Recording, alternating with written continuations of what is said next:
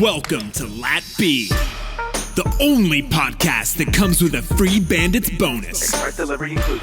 LaTB, where MMA and UFC get silly. This is the LaTB podcast. Welcome back. Episode 234, post UFC 242. We got a lot of numbers that we've been going through here. We're going to have a lot more weekends ahead of time. We've been changing up the format a little bit. It's going to be a little different as well without DraftKings lines. But before we get into all that, we got to get into a little bit of the week. It'll probably be 10-15 minutes, then we'll dive deep into that breakdown. How have you been since the weekend, since the pay-per-view in Abu Dhabi? I've been doing all right. Been cashing some bets? A little sad that Dustin Agreed. did not pull it off, but feel a little more confident about that Khabib GOAT status. He only, in my opinion, he beats Tony, I will not question.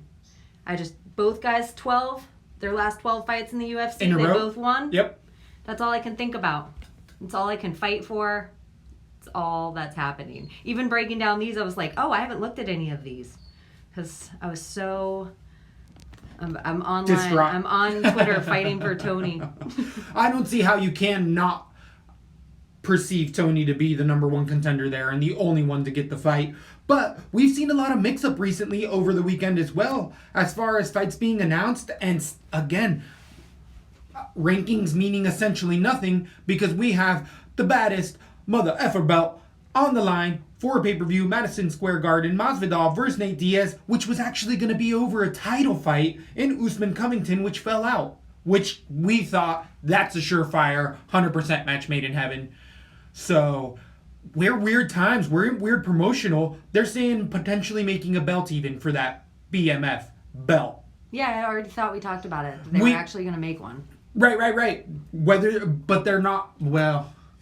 I've been hearing mixed stuff because officially Dana hasn't come out and said they're going to make a belt, but he has said it's a one-off type of I thought he has said they're going to make a belt. Oh, okay. And he also said that it's a one-off thing, but that means no Nothing. belt, and it's going to happen more than once. Right, and there's going to be even more belts. It really has nothing to do with Dana at this point. If it makes money and ESPN likes it, that's what I've realized. Everything that's been working and moving forward with this stuck cogs where Dana and the Fertitta brothers were running everything out of personality and strong-arming, where we couldn't get the fights we wanted, where, shit wasn't going down. It seems like ESPN wants to make money moves. It seems like they want to make deals. It seems like they're trying to make the fans happy and build interest, and they also can't not admit that Nate Diaz isn't the draw anymore.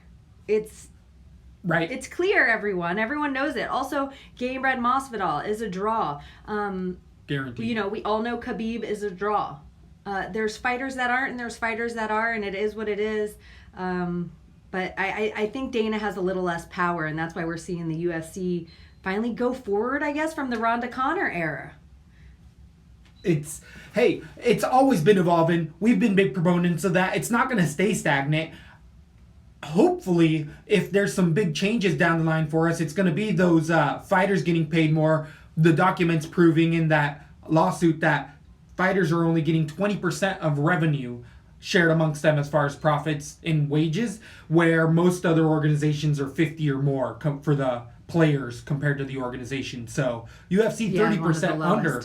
Unbelievable. So why we might need that. I like how you were talking about Khabib a bit. Gonna go back to that card quickly. We ended up having a good night, the both of us, going 8 of 10 on my picks as far as posted on Twitter and stuff. Ended up having some really good underdogs come through. We had some flash finishes, debuting Azatar, killing Timu Packlin in there. Overhand right. I mean, people are going to be really high on Azatar after this, but I'm telling you, it's more Packlin's chin than Azatar actually being... He's got bombs, but somebody with a gas tank and actual head movement is going to be trouble for you. Are we going through all these? Nope. I'm just talking about the highlights. Why I skipped 6 of them. That little twitchy roach. Exactly. The other one that I feel like we were super spot on is we were talking about Tuhigov.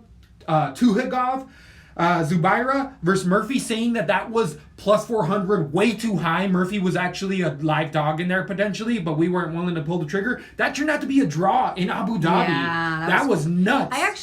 I liked a lot of what the judging. Yes, but there was a couple. There always is something weird, but 100%. Overall, I was impressed with the judging in Abu Dhabi. There was a 29-29 round specifically in this fight. Love that. I love that. I love 10-8s, 10-7s, which we saw 29s. multiple 10-8s. Love that stuff. Multiple 10-8s. But there was a factor that I didn't hear anybody else after I listened to our show, after we do our breakdowns. Nobody was talking about the 10s in here, except LaTB. The 10 and the heat. 10 and the heat. Told you guys. Been here, done that, been watching for long enough. Every fighter that goes out there is like, we would have thought that they spent money on a 10. Yeah, but AC doesn't work when you're just in the element. It doesn't work that well. They always have problems with the AC. Why? Because it's Abu Dhabi. You need to get yourself a Generac. Sorry, too much Weather Channel.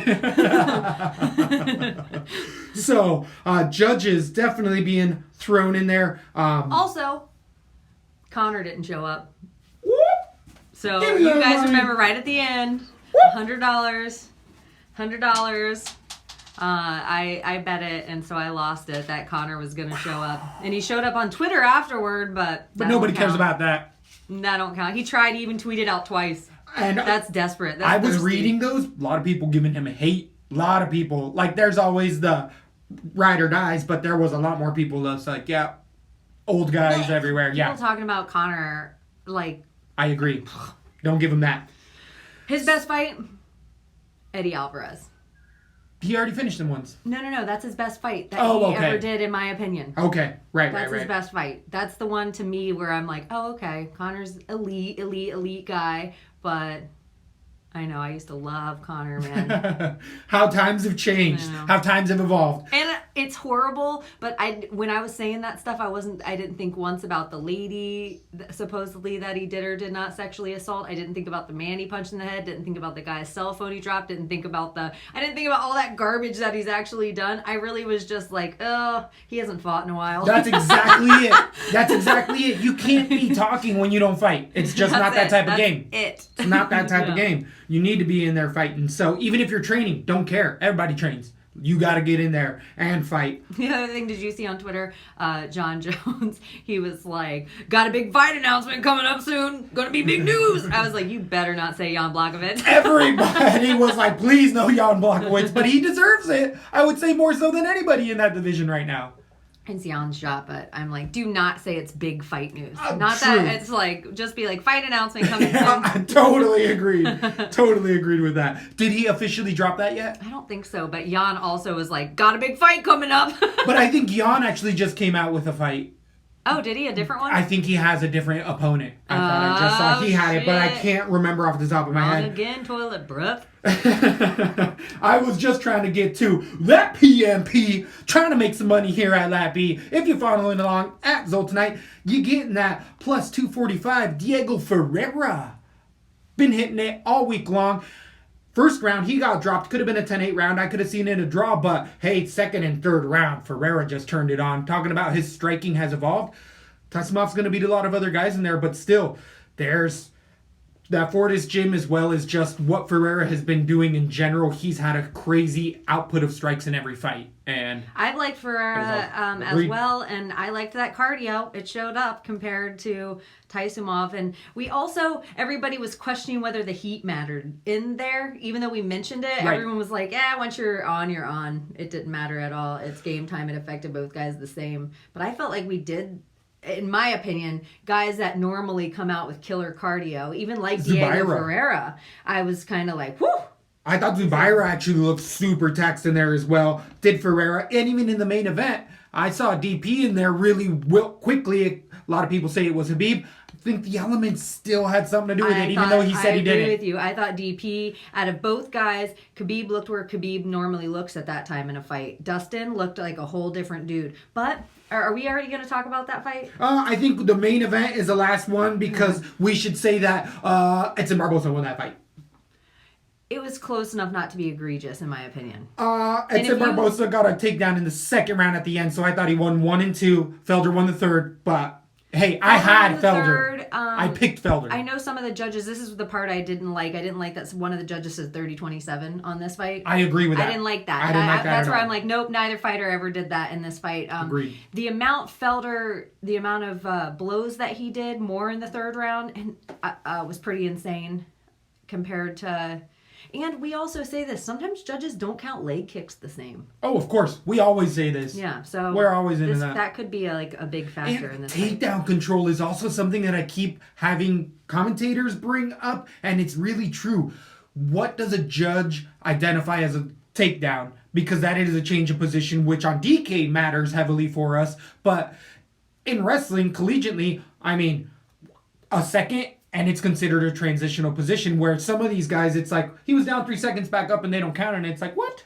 Joe Rogan was saying something like, because there was a fight companion on and a couple of times I heard it. And I was like, oh, and I listened to it afterward. And I kind of agreed that there should be some kind of test, because how are you going to know how a guy's going for an arm bar? How are you going to know how a guy's going for a single leg? How are you going to know that a guy's going for an ankle pick? You're like, oh, look at that guy. He just fell flat on his face. 100%. And so I kind of agree. Just the amount I've learned and can admit, my ego can say, I've learned about this sport and I still am learning every day. Even with, I can see like weight leverage now. That stuff I could have never seen years ago because I was still just looking like glove hitting face. You know, it's like you kind of the initial you evolve. You can start to see the angles a bit more once you've seen enough of that fight footage out there. And we've consistently seen the takedowns be a factor for Khabib Nurmagomedov, the champ right now, asking for now either Tony Ferguson or GSP. Don't even bring that bullshit in my house. Number one bullshit. Don't even bring that number one bullshit in here. Oh my God, that's what you should tweet out at Khabib. If you pick GSP, that's number one, and you should have to that's and number himself, one bullshit. That is number one. That is a tweet for you. I'm gonna steal it and do it right now. Yes, definitely put that out there for LaTB. It is just Khabib doing what he does best, taking you down, not going with the striking. Poirier starting to look like he was wilting in that third round. We did see in the second round. I did listen to the fight companion after the fact, and those guys were yelling in that second round as much as we were in the room because Khabib was hurt. Khabib was hurt. His head was pinballing around for a split second. Dustin Poirier squaring him up, landing more shots. Eventually the takedown, though, coming through. There is flaws in Khabib's game, but it's definitely a unique type of fighter, which is going to be the Tony Ferguson, who's already been on the horn talking about how he's going to bring a different game plan. Take me down. Go ahead. I got elbows for days off my back, and it's really just going to be the guard, supposedly. If it's not Tony, what are we doing here? What are we doing? What are we playing with Monopoly money? What's going on? That's where I am. This is so crazy. I want to have faith in ESPN.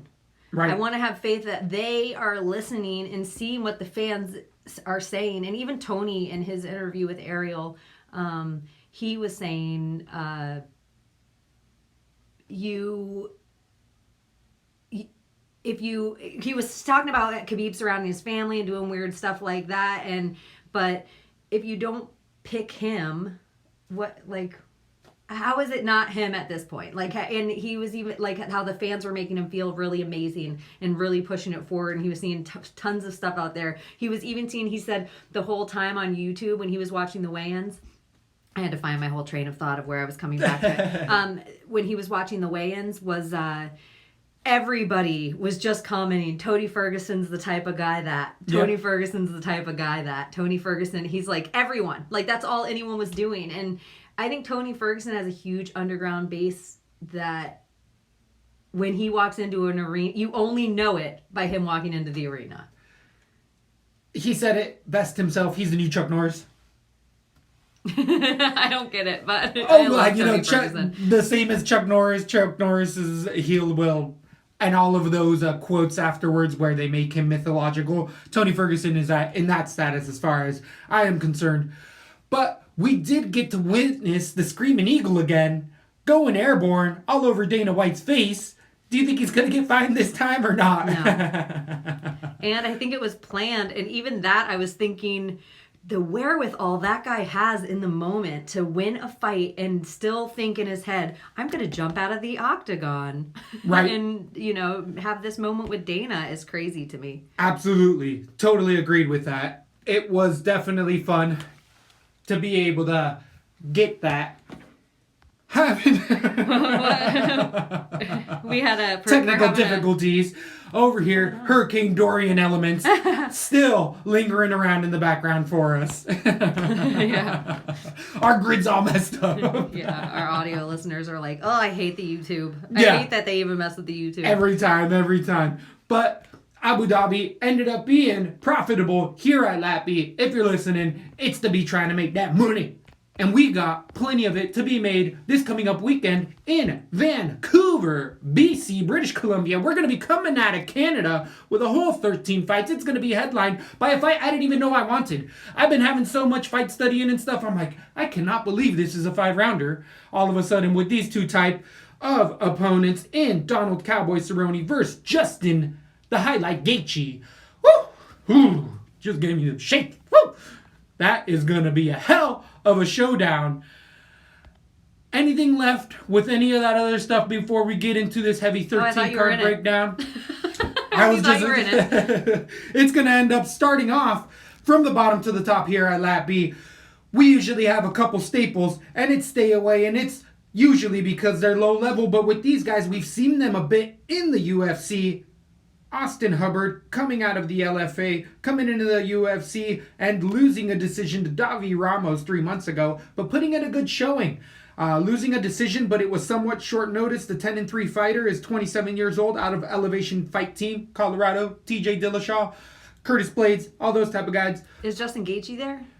He's gone back and forth. I'm not positive. I think he's more over with Rose and all those guys. Oh.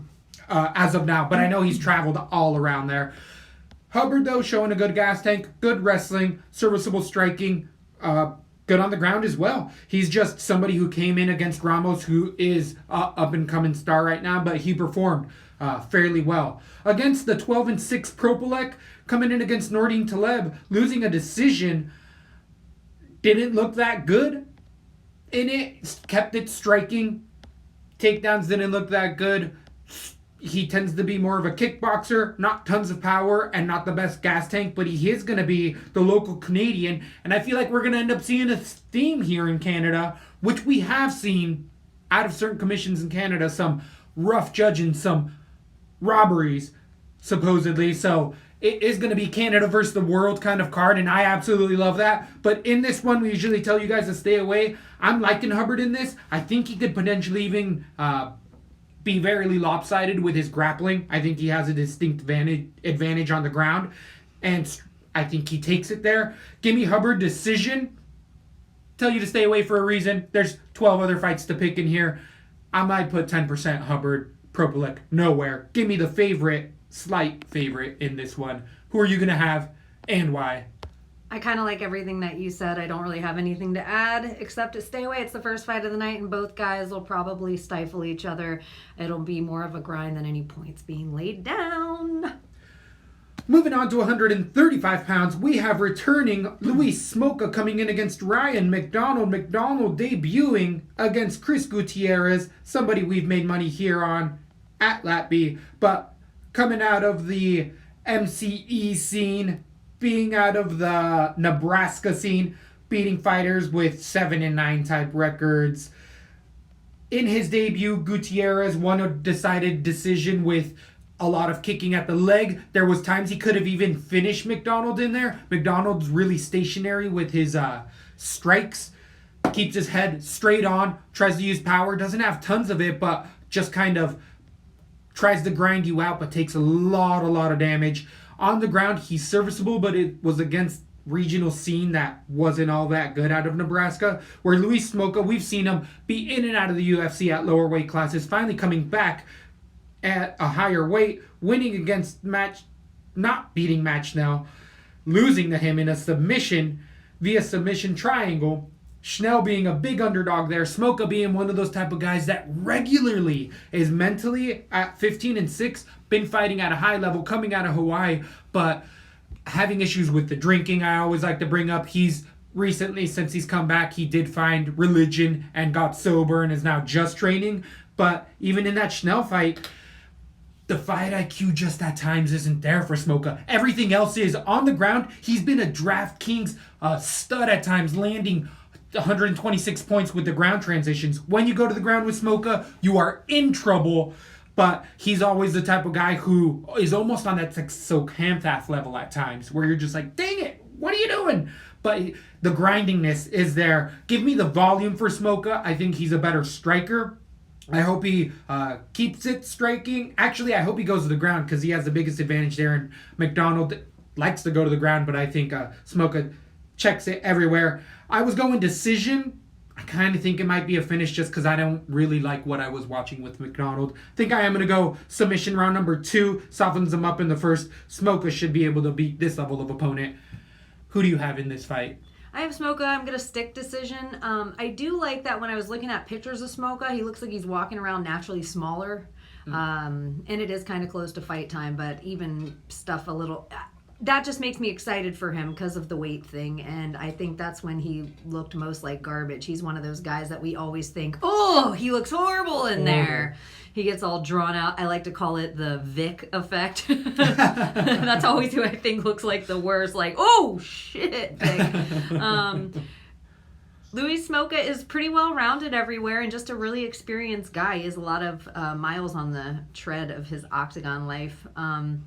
Compared to Ryan McDonald, but I'm also giving Ryan McDonald credit here. He's still a really young guy, and I'm also giving Smoka credit with the ring IQ. I'm hoping it gets a little better just because he is getting toward this 28 to 32, which seems to be the perfect UFC age, somewhere in there, where Ryan McDonald, he's still really young, so I just expect to see a lot of growth from him, and I think he can make it to decision by stifling Smoka, and Smoka seems to run out of steam regardless, like he gives a lot quickly. I got Smoka decision, but I think it'll be worth a lot of points. I think both guys might be able to lay a little bit, but Smoka more so. I'm not going to put Ryan McDonald anywhere. Smoka being minus 230, the decided favorite here. I think a lot of people are on that side.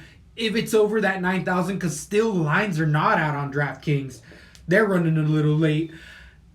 I think I'm going to be fairly heavy, 40% probably on Smoka. I do think that he has pretty much the checkmate here everywhere.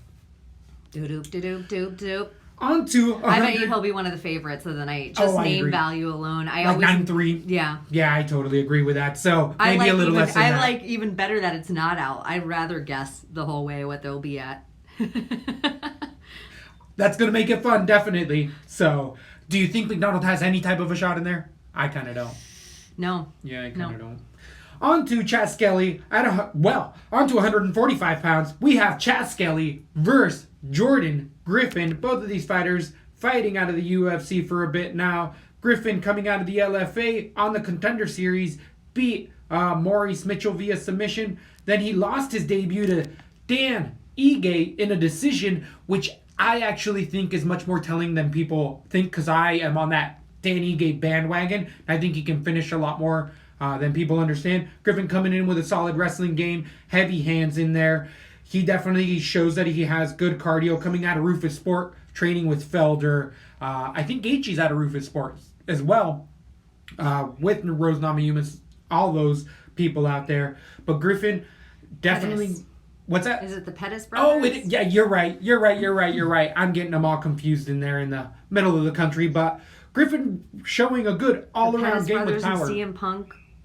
True. Is that a secret weapon? And somebody else. Somebody who just Isn't it Felder? No, Felder fights with BMF, I think. He's been to BMF, but I thought he lived out in like Philly. Maybe. I thought he lived out there. Back on to Griffin with the Rufus Sport. He comes in with a good game plan. Pettis for sure is there. Both of the Pettis brothers, which we're going to see next week moving on. But Griffin, all-around tough guy, not easy to submit in there. I think if Dan Ige couldn't do it... Askren. Oh, there's the ace in the hole right there. I was like, there is somebody else who just lost brutally. Good job. That was a good archive. Way to pull back deep in there. So, Griffin definitely getting that grappling in there, and he's going to need it against a veteran like Chad Skelly, 17-4, coming in and having a humongous win over Ally Akinta in there, getting him in that triangle or darts from underneath. Definitely set back Al in there. But since then, losing via submission to people like, who is it? He lost a decision to Elkins. Then he ended up submitting Maximo Blanco and Chris Gutmonster. But as of late, losing to Jason Knight and Bobby Moffett. Those look a little bit rougher, especially the fact that Jason Knight is no longer in the UFC over 2 years ago, and then having Bobby Moffett just recently not winning fights. Didn't Jason Knight lose to Artem Lobov and Bare Knuckle? So did Paulie Malignaggi. Just throwing that out there. The GOAT. You're talking about the GOAT. Yeah. You're talking about the GOAT. So just throwing that out there. Chad Skelly, though, tends to not be too much of a striker. More of a better. Been listening to him do breakdowns after I listen to ours all the time. He has good insight in there, but the 34-year-old sometimes just gets wobbled in there, and that fight IQ goes out the window a little bit because he tends to get rocked. Striking is not his forte. Skelly likes those darces, likes to get grappling, has a wrestling background, but is definitely much more of a jiu-jitsu guy in there. And if Skelly can't get this to the ground, I see the power of Griffin's shots, which he does have, really accumulate on Skelly, which doesn't wear it well. I had it more of a decision because I feel like Griffin can keep this where he wants it. I don't like the entries for Skelly on most of his entries. He's coming out of that team takedown team as well, which was the failed partnership of Johnny Hendricks. Look at where he's at, bare knuckle, by the way. Oh, so, yeah. They're throwing it out there. All back around to that bare knuckle scene. Give me Griffin TKO round number 3. I just think that Chad Skelly's been on a decline as of late. I had decision initially because, again, I think Griffin dictates where this fight wants to be, and I think on the ground he can fight off the submissions enough to keep it striking. Give me the slight favorite here. Who do you have and why? I got Jordan Griffin as well. I think the odds are actually dead on. I think it should just be a slight favorite because Chaz Skelly definitely has the veteranship here, and he should out-ring IQ him and be able to stifle the takedowns and keep it on the feet maybe and pick him apart at range. That would be the goal for Chaz Skelly. I don't see that happening. I think he's going to go for some sloppy submissions, put himself in some dangerous situations. I think Jordan Griffin's really strong. I think he feels strong in there for the guys. Like you're saying, his takedowns will accumulate. I got Griffin decision. Yeah, Griffin decision. That was my ASMR. But I don't know if it'll be point. Do you think it'll be point heavy? What's this? That's where I think he could actually potentially get the finish because Griffin has power into the third round, and that's. I don't like Skelly in the third round in most spots, but he can grind if he needs to in there. I definitely. Skelly's just at the end of his run. Yeah, that's what I think. I'm more fading. Kind of on his start. I'm more fading Skelly in this spot than anything. So I think I'm going to be a little bit exposed here to Griffin, probably in that 30%, 20% range. I do think out of the two, he's more likely to get the finish. Skelly's always got that submissioner's chance in there. Yeah. Moving on to 135 pounds, we had Brad Katona coming in against debuting fighter Hunter Azur. Azur coming off of the Contender Series. I believe it was Brazil 2 months ago. Maybe not. 2 months ago. I had to have been here in the States. Winning a decision. One of the rare guys off of the Contender Series that gets a win, gets to come into the UFC off of a decision, because we've had many other fighters definitely perform a lot worse, or even get finishes and still not get picked up. So interesting with what Azur showed in there. The 27-year-old is fighting out of the MMA lab. Some people don't like that camp. I've tended to like that camp, and it's kind of started to bite me in the ass a little bit, especially since I've heard some of those guys I liked have moved out of there. But Azur comes in with good cardio. Who? Alex Caceres. Oh. Jakar Close just left. Whose gym is that? Isn't it Arizona gym? Who's that guy that fights with all the hair in Bellator that used to be in the UFC? All the hair in Bellator. Yeah, he has all the hair. It always comes out. Sometimes he would wear it up. Everybody's screaming right now. It's curly. Not Benson Henderson. Vincent Henderson. Oh, Vincent yeah, Henderson? it is. Yeah, he's there too. Okay. You're right. All the hair. But those are the type of people he's got out there at lab. We here at LaTB, I feel like we've been on the lap, guys. We tend to like their game planning. They can put a good game plan in there. But definitely the stiffest competition Azur's facing there is going to be Katona, coming out of that Straight Blast gym, Ireland. He's been over, though, at TriStar for a bit, Canada. He's one of these civil engineers that was out of the tough house. He could have a job being an engineer. Finally getting his first loss against Mirak Dapashvili in there. The 8-1 pro has definitely had some profile wins in the tough house.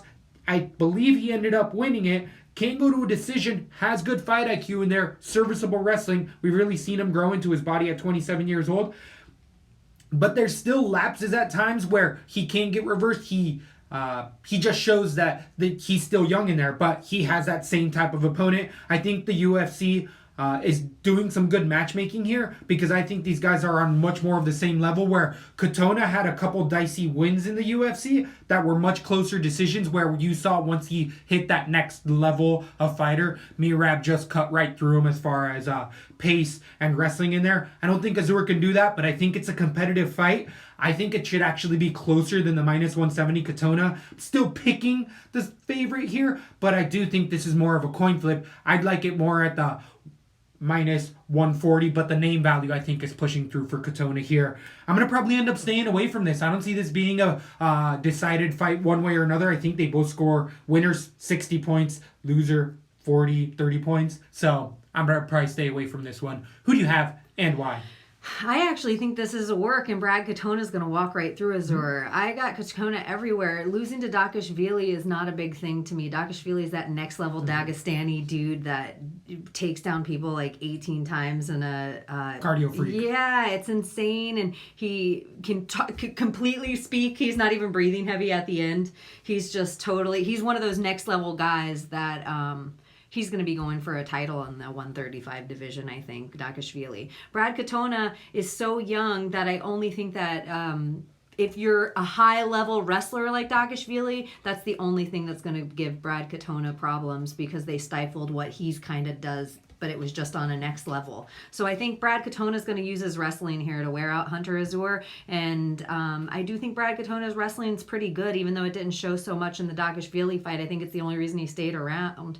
Well, Dakashvili's not a finisher. He usually just grinds people out. So I have Katona. I think this is a total setup fight to get Canada all excited and get them all pumping, even though it is a guy from Ireland. Everybody knows he's training in Canada right now. Brad Katona, decision. But I think it's going to be good points. I have it actually. I think there's going to be enough takedowns. If anything, it'd be Katona 10% for me, but that's the lowest level. I'm not seeing that heavy. One that might end up turning into a heavy hitter is going to be at 185 pounds with Marvin Vettori coming in against Andrew Sanchez. The Dirty Sanchez is coming in with an 11-4 record, winning the Tough House as well against Tyson Pedro back in the day, beating Anthony Smith. Not beating Anthony Smith. Losing to Anthony Smith via TKO in a fight he was winning for the first 2 rounds, but that gas tank has constantly been one of the biggest issues for Sanchez. One of the biggest bets I always love Cheney for is that underdog of who was the guy he fucking was killing for 2 rounds, Ryan James. It was a 10-8 round against Ryan James, and he gassed out. Ryan James came back and finished him. And anybody that Ryan James beats is just someone I'm going to always... Where you're like, oh, it's not happening. Yeah, like, ooh. He has changed his game plan since then, but he lost the Anthony Smith TKO, then Ryan James TKO. Comeback since, beat Marcus Ruckus Perez in a decision, and Beralt in their decision. Sanchez using his D1 wrestling to get it there, though his chin has always been a little suspect, and especially when that gas tank starts to deplete a little bit, that chin is really accentuated, and he just looks like he can't move his arms at times. It has gotten better. But again, with that, the shaky strike defense, he's one of these guys that started to use that Colby Khabib, where Andrew Sanchez is like, no more striking at all in any round. He pushes you up against the fence, grind. And against Marvin Vettori, the 13-3-1 fighter, is coming off of a profile win against Cesar Ferreira in a decision. Prior to that, he lost a split decision to Israel Adesanya. One that I picked Vettori in there. It was pretty close. Beating up people in there like Cara de Zapato as well. And Miranda. Did he lose the Cara de Zapato? Yeah. Okay. Because this is... that was a decision in there. But still, that Tapology still off. They still need to work on that scheduling. Is yours straight up? No. Okay. But I know it, so I'm comfortable with it now. Just when you press it, just trust it. Right. Just stop looking at what it's above. Just know that the information is correct. Yeah. So, Vettori coming in with a wrestling out of Italy, being over at King's MMA, training with Kevin Gastelum. Gastelum having a fight recently announced against... Darren Till at 185 pounds. So, that was a little Scottish. Yeah. Little off there. But either way, at 85, Vettori's really showed that he's improving his striking. Getting his head on the swivel, kind of shoulder rolling a little bit in there. Showing that his boxing is really coming up to par. Takedown defense, really looking good in there. I just think that Vettori in the third round has started to come on as of late. I think Sanchez is going to wear himself out going for those takedowns. Even if Sanchez gets those, Vettori has proven that he has a good get-up game, will get back up and just sling bombs. The striking, even though it's evolved for Vettori, it's still looping. He still throws a little bit too much weight into him, but I think that's an advantage in this fight because of Sanchez's potential chin issues. This could turn into a mega grind, which I still think Vettori wins the decision, but I think Vettori's also live for a finish in that second and third round. I got decision Vettori here, but I could move that to a finish moving later into the week, depending on how I see these guys weighing in and stuff. I like Vettori a lot here. Do you think Cesar Ferreira is a better version of Andrew Sanchez? Yes. Like, doesn't it seem kind of similar? Yes, I agree. I think this is a setup fight the same way like they put a JJ. They're like, oh, there's a big Polish contingency in New York. Let's put a Polish fighter on it. I think there must be a big Italian contingency in Vancouver, and that's why I'm guessing they're putting Vettori on this. A month and 4 weeks after his last fight that went to decision. That is because he is not quite 26 years old. But I also, like I just said about fighters before this, we're getting to see a lot of young guys on this card. I think there's a lot of movement created because of this card. And I think Marvin Vettori is just one of those guys that he's going to do what everybody hopes Sage Northcutt would have. And he's just going to progressively climb where his record gets a little spotty. You know, it's win-loss, but he's learning and growing and becoming a more well-rounded fighter. All the people that he's gone against, like people thought Israel was going to walk right through him. And it didn't happen that way. So I like Vettori here, and I like what you're saying about a finish. He's not a finisher now, but he has all the tools to start becoming a finisher. Yep. That by the time he's 30, we only remember him as that. So totally, I like Vettori decision. I like that as well. I'm going to be exposing myself to some Vettori. He is the minus 300 favorite, so a lot of people see in that. Yeah, he's going to, right now I see him being the most, like 9-6. I could see him being high up there. If he is around that 9, for sure I'm going to go heavy on him. If he's higher than like 9.3, going to pull back 10% of that 40%. I'm going to be exposing myself on cards too. Moving on to 135 pounds. We have returning Cole Smith against debuting Michael Johns. Johns coming in with a perfect 9-0 record, coming off of that Contender Series fight where I was looking back, watching Johns. He's been fighting out of the LFA, had some key wins. He can knock you out because he does have power, good footwork, some sneaky guillotines in there. He rolls them up tight. He is still young at 25 years old, but he's definitely shown and proven a good gas tank in there, decisively showing deep shots. Really like what I'm seeing from Johns. He was a big favorite on the Contender Night Series, and it was interesting because he was supposed to get a finish in that. He was a big favorite, and the biggest thing and who's Fortis? That's a big gym too. We love Fortis here. Yeah, who is that? Chiason, Ferreira, PFP money, baby. Okay. So we're telling you, Fortis has been coming along. There's a couple other Fortis people on this card, I feel like, as well, but Fortis is a camp of the year to be watching out for. Johns. You had another big underdog from that. Well, I think we both liked the other underdog, but another underdog came through. Not Dustin, but there was somebody else that we both agreed on that really was a good choice. That if you would have parlayed him with Ferreira, it would have been. And interestingly enough, at some point you sent me a graphic, I feel like, of the fighter on it. Like you were debating. It was Poirier. That was the graphic I sent you. I thought there was other fighter. No, look. But I couldn't pull the trigger on that one. But either way, John's using just good all-around MMA with power and showing that he can go a hard 3. The biggest thing I remember from that Contender Series fight is the haircut. He fought the guy with the haircut that he couldn't finish. Oh, that was awful. That guy with the worst hair anybody's ever seen in the UFC. Poor Richie Santiago in there got embarrassed. Interesting that finish didn't come. UFC still deciding, or Dana White's still deciding to pick up Johns just because you can see that he has the potential to be a finisher in there. Against Cole Smith, the perfect 7-0 fighter came in somewhat short notice against the longtime veteran Mitch Gagnon 4 months ago in Canada. And actually, if you listen to LaTB, I thought you were talking about Cole Smith because I picked him as an underdog, and he ended up coming through because Mitch Gagnon had nothing but hype. Gagnon had nothing but hype over that Barao fight, but it was because Barao was shot, and so was Gagnon. Gagnon, I fully feel like, has retired since then, but Cole Smith, looking back at that fight, he really gassed himself as well. He tends to grind it out in there, doesn't have the best striking or most power, likes to get it done on the ground, but proven that he's more of a decision fighter.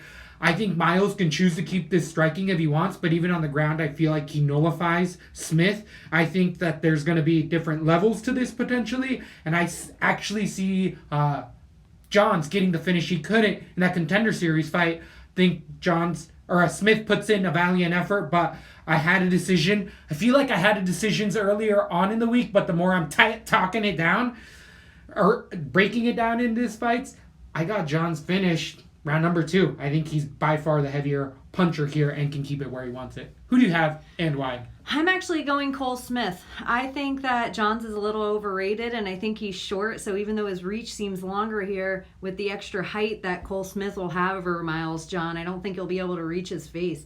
I think Cole Smith, with his length, he'll not only be able to cinch up the neck if he wants to, which will scare Johns enough, that he'll be able to keep it striking, and Miles Johns just gets hot in there for me or something. The fact that he couldn't, when you said it was the guy with the hair, you're like, and that I guy, was thinking that he couldn't finish him. Tom. I'm like, that guy looked awful everywhere. Mm-hmm. Cole Smith is way better than that. So maybe Miles John looked good against a bunch of scrubs, but I just think Cole Smith has been... He put on a good showing to me last time where no one thought he would. I got Smith decision, but I'm probably going to stay away from this fight overall. If Cole Smith's cheap enough, I could see myself putting him on a card because of the difference of percentage that everyone seems to pick Johns in this. I could see myself putting him on a card to afford a lot of more expensive guys. So going with the underdog is Cheney in this one. Cole Smith, I like what you're saying here. Plus 120 against minus 150 Johns. I like Miles that Johns line. is one of the guys that doesn't stay calm, cool, and collected in there. Something goes where he just gets flustered. Too emotional. And he's still a young guy. 25 yeah. against a 27-year-old. For sure, these young guys coming in here. Totally. There's the type of experience they need. I like the level of matchup. I think that this is the right type of level for both guys. So, fun fight we're going to have ahead. First one we've really split on tonight that I can think of. So, that's going to be one. You want an underdog, Canada? No. I love it. I fucking love it. That's awesome. I can't do it with Cole Smith. Get it with Cole Smith. I said it last time for Cole Smith, so you're on there. He's someone we have bet on before. Moving on to 265 pounds, we have Augusta Sakai coming in against Marcin Tybura, the 17-5 fighter, coming in off a loss to Shamil Abdurakhimov. Prior to that, he did get a win over Stefan Struve in a decision, but he's lost to Fabricio Verdum, which doesn't look so bad. Derek Lewis in a fight that he was winning, and also beating Andrei Arlovsky in a decision, which controversially went in his favor, like everybody who fights Andrei Arlovsky at this point. But the 33-year-old Polish fighter comes out with actually good leg dexterity, throws more kicks than most heavyweights out there. Submission defense, even though he was submitting a lot of those regional guys, now that he's in the UFC, you can see that it isn't necessarily that good. His gas tank isn't that bad, but those kicks and strikes really the technique starts to go out the door for Tybura going into that round number 2. He's really a one-round. He's not a one-round type of fighter where he's completely shot, but the volume dramatically decreases after that first round for Tybura, and it's not really heavy output in general. And a lot can be said the same for Tybura as far as output. He tends to be more of the striker here, coming off of a 4-fight winning streak. He's 13-1, only losing a split decision in Bellator. Not Tybura, Sakai only losing a split decision to Czech Congo, who recently lost a Bader, or no contested Bader. But either way, Sakai tends to be a boxer, using his wrestling in reverse, even though he's not a wrestler, to keep it boxing. He'll even throw a takedown in there once in a while. But he rinses and repeats. The 28-year-old fights the takedown off, keeps it boxing, and wins dirty ass splits. Feel like I specifically said against Arlovski he was going to win a dirty split because he was in his hometown of Brazil, and sure enough, that's what happened. That was a robbery. Sakai didn't deserve that, but as much as I'm dogging on him, he does have better fight IQ. He does know to even attempt takedowns at the end of rounds, and he knows to just kind of keep it going a little bit more in there. I think this is a sloppy fight, but I think that going into the second and third, Sakai just has better 2 and 3 punch combinations where Tybura will keep his hands down and just throw wing kicks out there. I can't be confident in either fighter here. It's a coin flip of a fight for a reason. Give me the slight under at -110 against the -120 Tybura. Give me Sakai dirty split. I'm not going to be exposed to this anywhere on DraftKings. I'm not comfortable. I don't think a finish happens either. I think there's a I don't decision. either. I think people, because it's big guys, you're going to see a lot of people put this on their card, guessing that's first place. Yep. But I was just about to say, after 7 minutes, these guys are going to just be hanging on each other's arms. No punches are going to be thrown. At least twice during the fight, we're going to see the ref tap them and say, I'm going to need to see some movement, guys. Yep. Like, I think this is going to be so gross, and it's so funny that I'm just realizing now, like, Sakai carries all this extra weight just to hang on you, just to wear you down, just to take these other guys. And his body, he's been somebody that I keep waiting to see his body change now that he's, like, full-time. But then it's like, no, he's been full-time fighter for a really long time. That's the way his body looks. Marcin Tybura, he's just never stepped up. He's kind of become a punching bag of the division, and he's actually the guy that set up the Derek Lewis will get you in the last 30 seconds of the fight snipe. So Marcin Tybura's never got his cardio together. It doesn't look any better than day one. So I got Sakai decision. I think it's a sloppy, low-scoring fight that the loser gets like 12 points and the winner gets 32 points. This is definitely a dirty split. One of those fun ones where you might be able to make a sandwich. You might be able to do some chores in between and be and like. That's so different than what people think of heavyweights all the time. A nonstop, definitely. But we're starting to see it more and more too. Proven. I mean, the real money might be decision type of fight there, because even the betting lines usually have those under the distance where it's going to be plus money. Just it goes over 2.5 because that's going to be highly likely. But if you haven't liked and subscribed, remember you can find us at LaTB_MMA. To find Cheney, you're always at WeakNeckBaby on Twitter, at Zoltanite on Twitter. If you want to follow me to get some of those underdog graphics later on, so we can also put out our cards if you want to get them. We've been having some fan interactions, some other guys putting out our graphics, and we're appreciating that. I think they've been really coming along. And gotta just give a thanks out there to the graphics people at LaTB, putting in the late night work, doing it right. So, into the main card we go. At 205 pounds, we have returning Jimmy the Brute Crute at a perfect 10-0, coming in against Misha Shirkinov. As of late, Crute's finishing Sam Alvey, beating his other opponents on the Contender Series as well via TKO. He's coming out of that Australian fight scene, submitting Paul Craig. The Brute Crute came off with a ton of hype, but has been finishing people as he's needed to. He's definitely, he was a purple belt out of Australia. He has good striking. he ended up moving to American Top Team after his Contender Series fight. So since he's been in the UFC, he's actually been at a top team, which has really just seen his progression at 23 years old go through the roof. His striking is really coming along with power. Sorry. Yeah, I was like trying to put it at bay. I've been struggling. The Brute in here is definitely proven that on the ground he is serviceable. He doesn't get flustered on the ground and actually has some heavy duty ground and pound, but his striking is now to the level where he lets loose in there, and it's going to give a lot of fighters issues. And against Misha Shirkinov, the 14-5 fighter, has really come into being a Latvia fighter, but fighting out of Ontario. He was one of the Canadians that was prospected to be one of the top contenders, but has really underperformed since he came into the UFC. Where's he from? Latvia. So he seems like he's Latvian. But I think he grew up in Canada, fighting out of Extreme Couture. I think he's also done some TriStar stints in there as well. He came in. He's George St. Pierre's stunt double.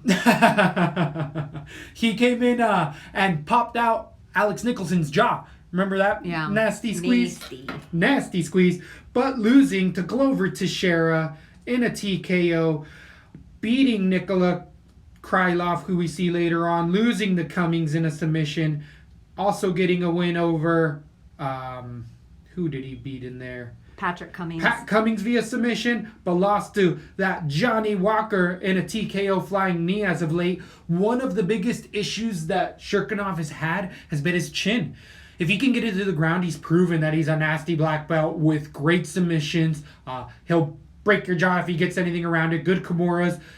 Guys, take a little iffy. On the regional scene, he really submits a lot of guys, and his striking even on the regional scene, he can get hurt in fights against lower competition. And if you can keep it striking with this young man, you can definitely hurt him at 32 years old. Unfortunately, we've just seen him not eat good shots.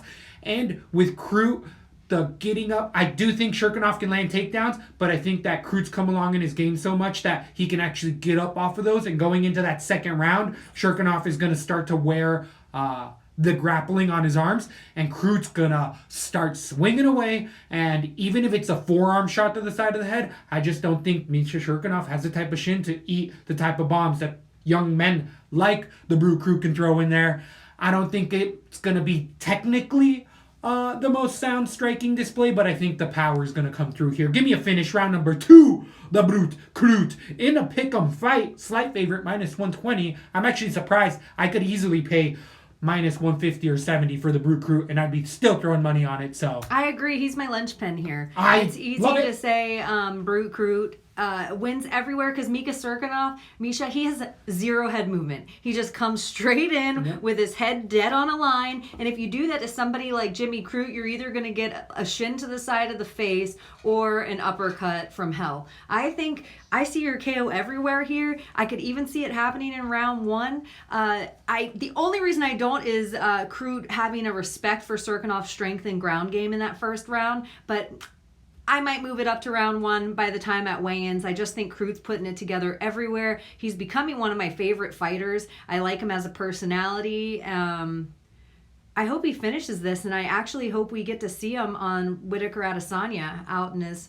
home country. I hope they add him to a fight. I hope this is a quick finish, and then we get like a Jimmy Crute, Johnny Walker or something crazy. Ooh, is that? I don't know. I actually heard Johnny Walker, his shoulder's still busted. Still, that's what I was about to say. I've heard he still hasn't been able to go full recover from Think that of worm. that. Like we could see, because the number one person you think who's going to fuck up your shoulder in a fight, John Bones Jones.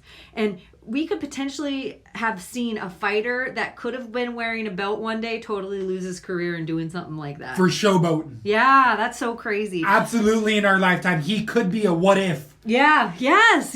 Where people are like Kane at sea level, where people are like Johnny Walker before shoulder injury. If he wouldn't have hurt his shoulder, he would have woulda, coulda, shoulda. Get your ass out of here. It's his own damn fault. So I love it. I got absolutely Jimmy Crute, love but it. I could move it up to round 1 at weigh-in. I got 2 as well. Do you have 2? Yeah. Oh, whoa! Put a bet on it. Put a 5 on it. I know. I think we said that for Dustin. We both had the round. Number 4 as well. So, hey, PMP. You win some, you lose some. Yeah, and overall, we win. Overall, we win. Overall, it's definitely going to be one. And if you need a little change to put on it, you're going to be making it throughout the night because there's going to be some fun Here's ones. what it says. How many other MMA podcasts? You got in top 10% on...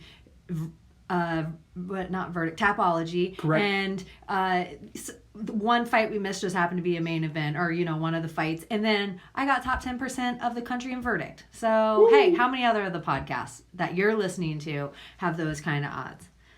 Not many. Throwing it out there at Tapology at Zoltanite. It's the same for me, I believe. At you guys should follow Baby. us on Verdict. Yeah. And on both. I think our names are the same on both. Agreed. Yeah, so those are other places. We'll try to start throwing it in that you can follow us, Tapology and Verdict.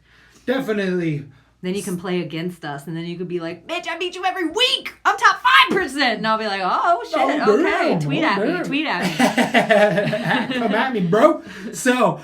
staying in the 185 pounds, we're going to move on to Carlos Cara de Zapato Antonio Jr. against Uriah Hall. We have 25 names for this mofo in Cara de Zapato. He's been one of those guys that has been speckled in the UFC as much as Uriah Hall. Uriah Hall having some devastating knockouts in there, getting profile wins, but almost being cut multiple times. He's one of these guys that has passed out, had heart issues, been pulled off of cards, and just had a lot of mental issues that he's finally come into his own at 35 years old, got a psychologist on board, sports psychologist, and said that changed his game when he just came in as a huge underdog to Bevan Lewis as of late and won a 3rd round TKO in a valiant performance. Prior to that, he lost to Derek Brunson, beating Gegard Mousasi in a finish of the year potential in there. Also coming back and beating Jutko as well in a fight that was 10-8. Jutko was eating him alive in there, but losing to Paulo Costa. Guys that tend to pressure Uriah Hall quick. Even Derek Brunson, when he was on his skates that time, didn't matter. It's just that Uriah Hall likes to sit back, set himself, throw out his devastating leg kicks, body shots, and head kicks. He'll throw in 3 and 4 punch combinations, and his gas tank earlier in his career was an issue, but I think has really come on as of late. We saw it as of late in his last fight. He was getting taken down nonstop. He never quit in there. In that Jutko fight, a lot of the same. Did he lose that Jutko fight? Am I getting that one wrong? Yes. He did lose that in a fight he was winning 10-8 rounds and then ended up getting ground out in there, finished. But it was all sports psychologist type of stuff because Uriah Hall was one of those what ifs. Dana White saying this is the next guy to contend, to be the next, who is it? John Jones even. And then he came in and lost some key matchups due to that pressure. But Uriah Hall has everything he needs in there to be able to finish anyone. And against Carlos Jr., all sorts of grappling accolades. His striking has been coming on as of late, but it's still his number one weakness. His cardio is well going. Midway through that 2nd round, I don't care what you say. It's the reason I picked Heinisch over him last fight, is because into that 3rd round, Carlos is spent. It always has happened where he just tries to hold on, and somebody who can come on late was always going to give him trouble. He lost that in a decision.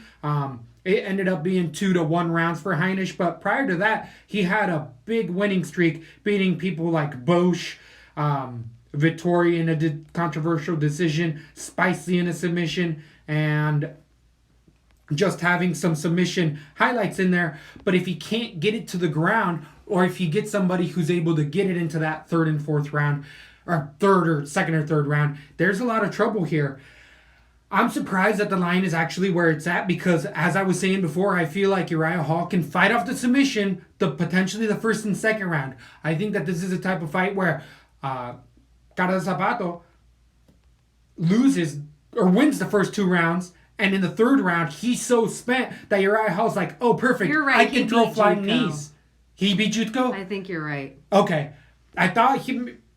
But either way, I'm almost positive he beat Jutko. I thought I remember that as well. But yeah, he beat Jutko. He beat Jutko. So he finished them, but losing. But it's that grinding 3rd round type of performance where that's where Carlos does the worst is the third round, where I think that's where Uriah Hall does his best work. He just proved it in his last fight.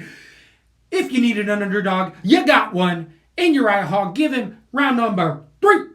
Big underdog. Who do you have in this fight? I don't need to jump on the big PMP hat, coattails, and cane.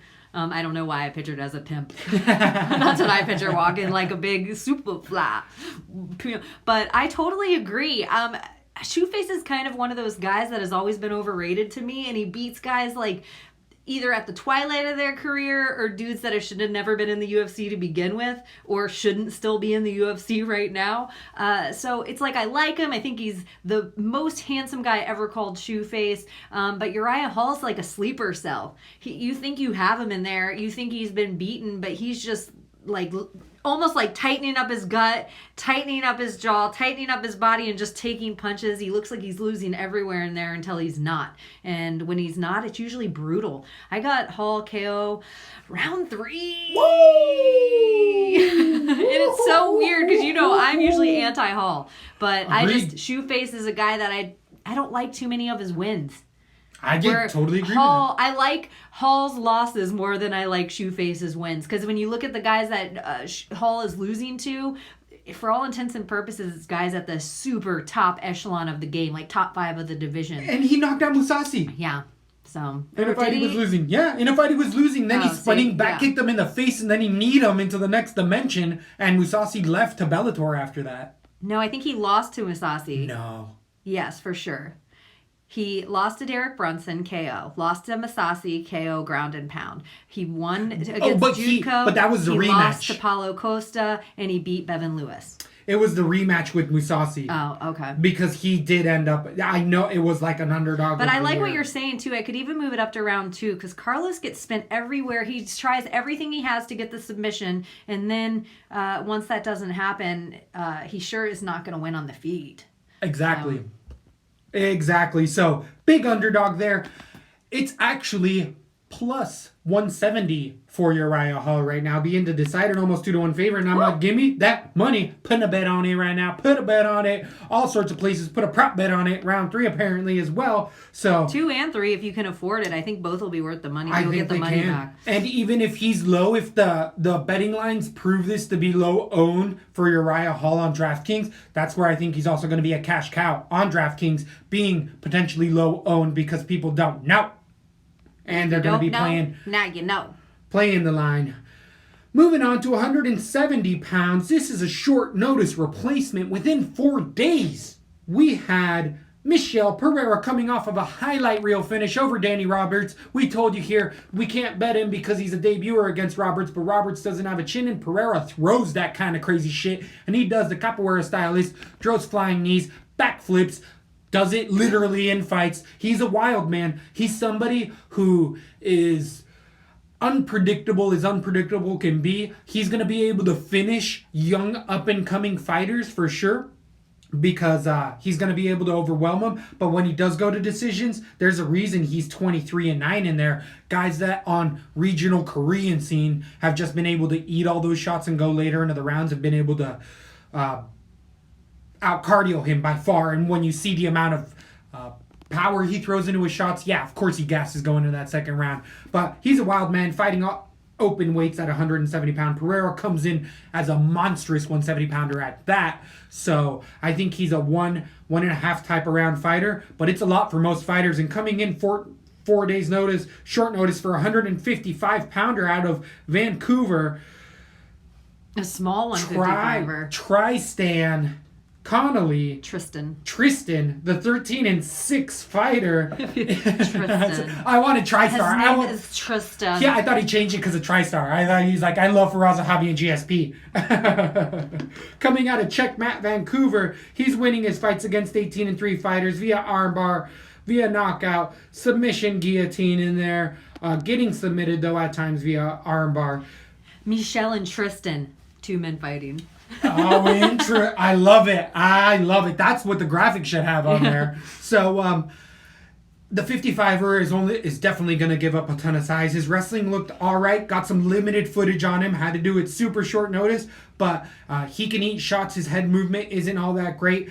He likes to kickbox in there, but this is a guy who UFC came knocking to every gym and someone was like, "You're going to give me another fight, right?" And they're like, "Yeah, dude, at 55, sure. You're just going to have Pereira in there." And he's like, "All right, what? I don't care. You don't have to tell me the name. I just want to fight in the UFC, and I'll say that." I feel like that's what Tristan's going to turn out to be, because at 55, I don't necessarily see him being able to win many fights there as well. Maybe I'm wrong there. I don't feel like I am. Give me Pereira everywhere. I think it's going to be a TKO round number 1. I think the UFC's just, again, profiling him. They're like, well, this is just going to be another highlight for him. And is everyone going to see it? He's going to be the most 9'5", 9'6". Most. Right there with most. Okay. Most. I got Pereira KO round 1 too. He's just he's a huge, stout 170er. Huge. It's just like stacked muscle. I think it's going to be a brutal KO. And he's going to jump around crazy like he always does. And everyone's going to be like, we all knew this was going to happen, but good on you, dude. Good on you.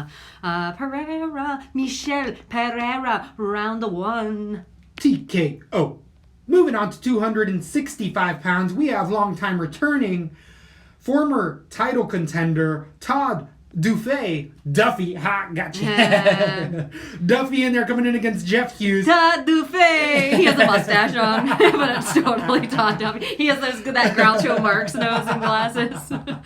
So, Duffy in there used to fight back in the day, being a contender, but it was really at the height of the day where there was no USADA, where he was just a mythological creature that just matched heavyweight size for size and really didn't have a good game plan. He just comes in swinging bombs, and I have a feeling he's going to do a lot of the same thing. His 4 years reframed from his last loss in the UFC against Frank Mir as a huge underdog. I remember putting money on the 2-1 underdog Frank Mir, because I'm like, hey, Duffy wins wildly.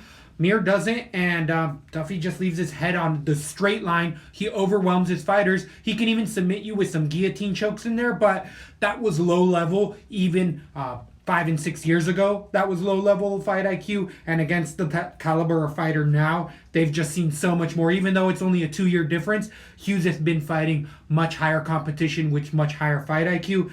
I know Duffy has stayed around and competitive at AKA, but he actually, in his 4-year stint, he had a rare neurological disorder where he actually lost muscle size and definition. He was essentially a stroke victim without the stroke on the left side of his body. AKA stands for ankle. It should be AKAH, and it could be ankles, knees, and hips. Are gone. They're all shredded. Yeah, I feel like everybody there is injured for Absolutely like 4 injured. years. Where Evil Twin just kind of said, when you do steroids without a proper doctor, that kind of stuff might happen to you. I might have a point there. But I remember telling you last week in the fights and hearing that this fight card got put on, and I said, I don't care who it is right now. I'm betting against Todd Duffy because of those circumstances. Then he got better, decided, the UFC picked him back up 2 years ago, tore his knee out completely a year and a half ago, and is coming back from that. So the veteran at 33 has been injury prone for a long time now. Wild striker, he's coming in against a wrestler in Hughes. Hughes coming in with a 10-2 record, losing a split decision to Maurice Green, but winning initially the first time around. He ends up... Which doesn't look that great now. It really doesn't. He tends to grind it out more than anything in there. Can eat a heavy shot and just wrestles. I don't think it's going to be a profile win. I don't think it's going to be a finish for Hughes. But by far, the better MMA fighter all the way around here, I see as Hughes. I think Duffy's dangerous for 2 minutes of this fight, and then he's completely shot. We were seeing it years ago. I don't expect to see a change now. I don't care where he's been at. There's been notoriously, he's always had supposed issues with gyms and stuff. Could be blowing that out of stance. But again, this is a complete fade on Duffy for me, so I'm not going to bet heavy, but I do think Hughes gets the decision here. Maybe even the finish, but I'm not going to bet on it. I'm going decision. Probably a stay away, slight exposure to Hughes. 10%. I agree. I think it's kind of crazy that so many people on Tapology right now, Todd Duffy is the favorite. I think it's at a name value alone. Mm-hmm. He hasn't fought in way too long for anyone to think that of him. I more see this fight as a call from Dana to DC that's like, hey, do you have anyone in your gym that's this much weight class that needs a paycheck right now? Because we need card filler, and Canada likes heavyweight fights. So that would be fantastic. We'll put him on the main card, and ta-da, we have this fight. Another heavyweight fight I see being boring and going to a low point decision. Hughes decision. Could see that as well. 10% of Hughes if I have anything. I'm staying clear on DraftKings as far as Duffy's concerned in there. Moving on to the co-main event at 205 pounds, the light heavyweights, we have Glover Teixeira coming in against Nikita Krylov. Krylov, the minor, is coming in with a 26-6 record, already leaving the UFC, coming back and beating, who was it in there? OSP in a submission. Prior to that, he lost to OSP in a Von Flue choke years ago, but losing to Jan Blachowicz in a submission where he got hurt to the body. Krylov, the Ukrainian fighter, comes out with a ton of kicks, hook kicks, straight kicks, kicks up to the body and head. Looks really good, especially when he took his break and went to over M1 Global where he got a big winning streak, I think 6 fights in a row. The juice was definitely loose out there in Russia, though. Krylov put on all sorts of muscle, but still proved that going out of that first and midway through that second round, Krylov's cardio goes out. I feel like it's been a theme a lot throughout the night. People with cardio issues, and I see that totally happening here. We had Glover Teixeira against Cutelaba for this exact reason as an underdog here in Florida. Last time, we were cheering with the Brazilians. Glover Teixeira, oh, Glover Teixeira. Oh, we were making money on the underdog, and that's because the veteran, even though he's not competing in the top 10 even, or top 5 more realistically, he's still a gatekeeper for that top 10. And there's a lot of young up-and-coming guys that are going to have trouble with Teixeira because on the ground, he's a black belt. He throws pretty much 2 and 3 strike combinations. They come with power, but he doesn't move from that. He's elusive with his strikes, good head movement. It's just that now with his advanced age at 39 years old, he's wearing it more. He does get hurt in fights and rocked in a lot more fights than I care to. And Krylov can hurt him, especially with those kicks. So yes, Krylov does have the flash finish ability. He can get him out of there in the first round. And it's not going to surprise me. But I would be more surprised because I'm picking Glover Teixeira submission round number 2 or 3. I think he can weather the storm in the first. And if it gets to the ground at all, I think Teixeira has a big advantage, and Teixeira shoots takedowns to get it to the ground. He steps around the back and does that trip single takedown. Is he American top team? He was, but then he moved and has been on his own, bouncing around camps. He's actually been with Jacare, Mike Perry, and Orlando and those guys bouncing around there. So they're getting better. They're all doing well. They're all doing well for sure. So there's been.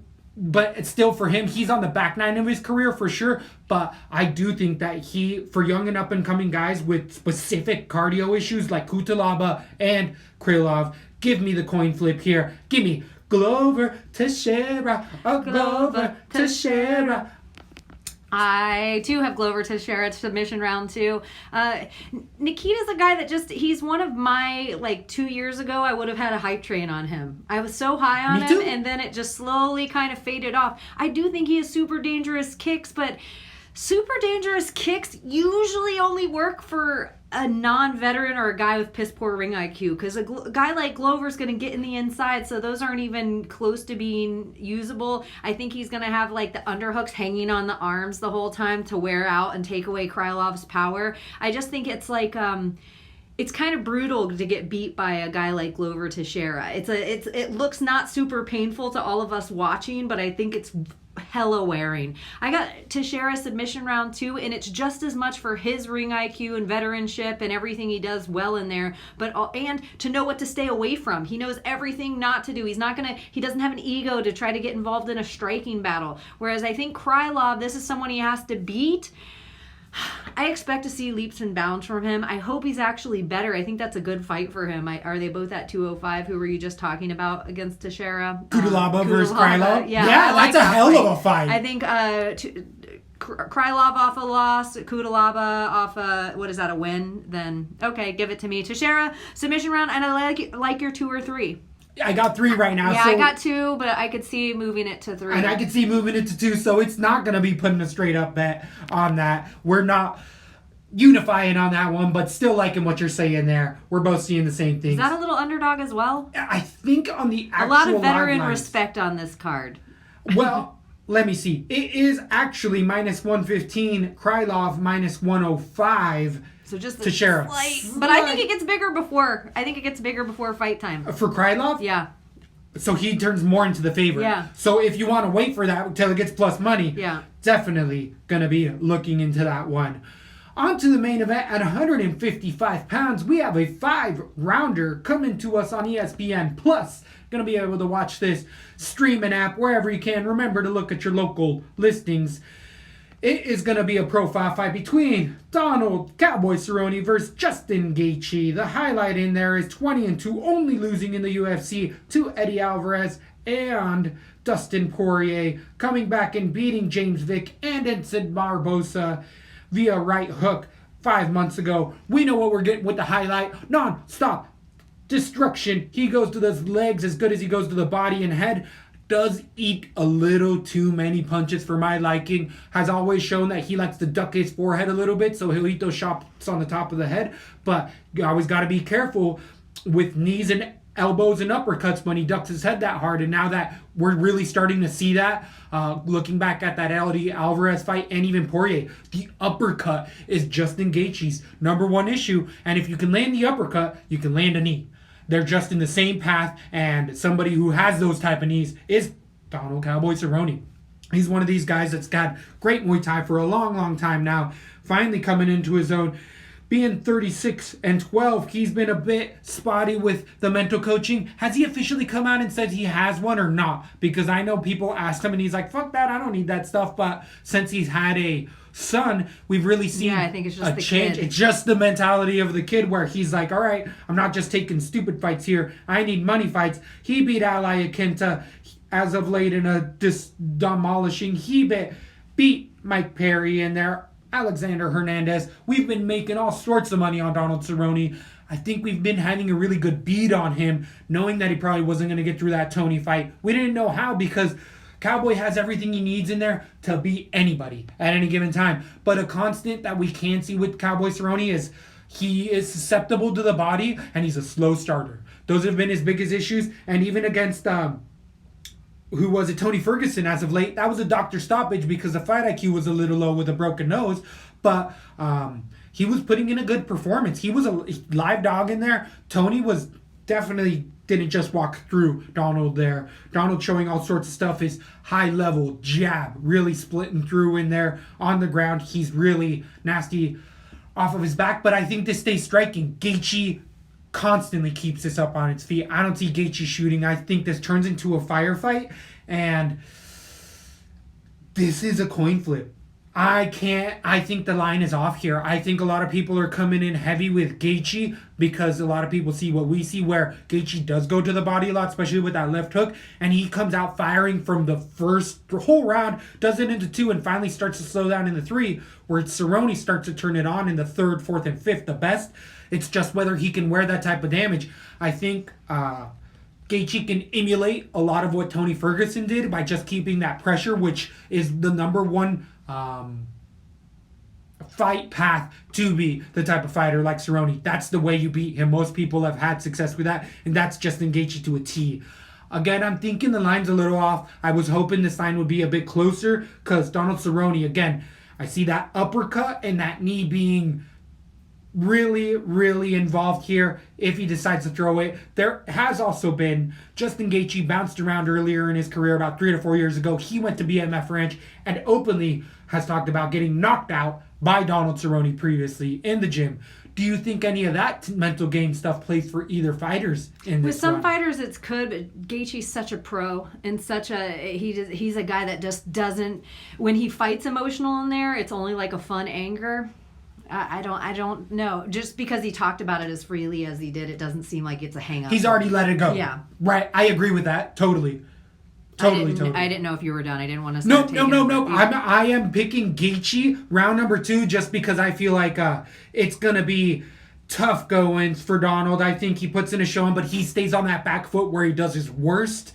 And I think he shows a valiant effort in there. He gets paid, but again, this is a stylistic nightmare for Donald Cowboy Cerrone. I hate to say this, but Donald Cerrone, this might get me hate, but I'm going to say it. He's the lesser version of Edson Barboza now. Like, on this with a better ground game. Yeah, better ground game, sure. But we're not going to see any ground game. Totally agree. Justin Gaethje's far superior of a wrestler that he's just going to use it in reverse to keep Donald Cerrone at bay.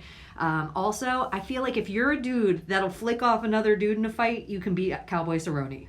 And Justin Gaethje is that dude. If this fight goes past the third and there's open bets anywhere, put money on Cowboy. Agreed. Anywhere. Totally agree. It has to finish in the second, or it starts to become Cowboy's fight completely. I think Donald Cerrone does have good ring IQ. I can't believe he blew his nose that way last time. Usually I'm like, he's one of the guys that's up there, but I think he can get emotional in there in ways that I think I see a kick if Gaethje's going to get caught. I see a kick, but I actually more so see Donald Cerrone getting hurt and then trying to go in for a sloppy takedown, and Justin Gaethje picks apart the body enough that it's Donald Cerrone going to block, and then he gets hit in the face openly. I got Gaethje finishing in round 2.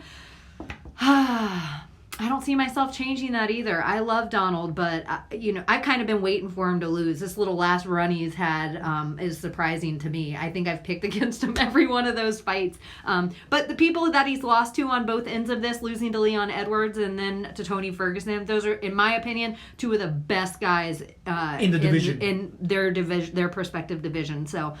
Gaethje, KO round 2, bring the violence. Wow, agreeing on the main event as well.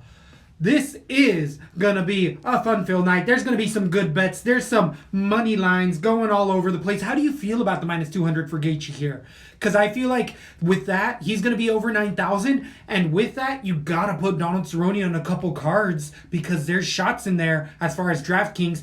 Stackable. If it goes into the third, I see it being high output. So I could see a potential stack here. But out of both fighters, it'll probably be 40% Gaethje, 20% Cerrone. But if it's a dramatic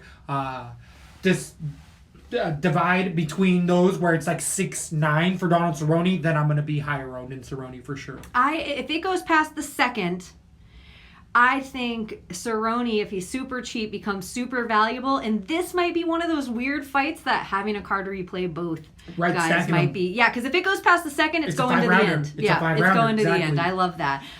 This is super fun. This is a fight, in my opinion, that even though it's two like all-American type fighters, it could only happen in Canada. This is one for the hardcores. Even though Cowboy's like kind of one of those guys that breaks the barrier of being kind of known in pop culture a little bit. Yep. I just think Gaethje versus Cowboy, this could be, if the BMF title was in different divisions and like 170 was happening with Diaz and Gamebred, for all intents and purposes, this fight right here could have a 155 BMF title on it. This is an awesome fight like that. 100%. What if it's the C BMF? The Canadian BMF? Yep. Canadian bacon. I know, that's what we should put on. I just think 155 BMF to the 170. But I just like BMF belts being able to be fought for. I like anything that, I like a gimmick. It's the MF. It's the MF is the other one. So and this BMF is the BMF. is Cowboy. That's exactly what I'm saying. Over any other so fighter. That's what I'm saying. Canadian BMF. Yeah. Give me that. Give me it. Thanks for I following us all the way for the 13 card bout. It's going to be a fun one. You're going to be tuning in. There's money to be made on this card. I like the betting angles. I think it's fun, and I think we got more fights coming. Oh, more fights coming. Mexico right around the corner. We're starting to get murmurings. I think people want the other show back. No way. We're starting to the get recap? Yeah, like. Let us know. But we knew. We were like that girlfriend that's like, I'm going to move out if you're not going to marry me. I'm not going to text you for a whole week. I know. Guess you'll have to see what life's like without us. We acted like it was a thing, but really there was a hurricane coming we had to board up. No, I'm just kidding. We'll see. You guys let us know. But again, thanks for listening.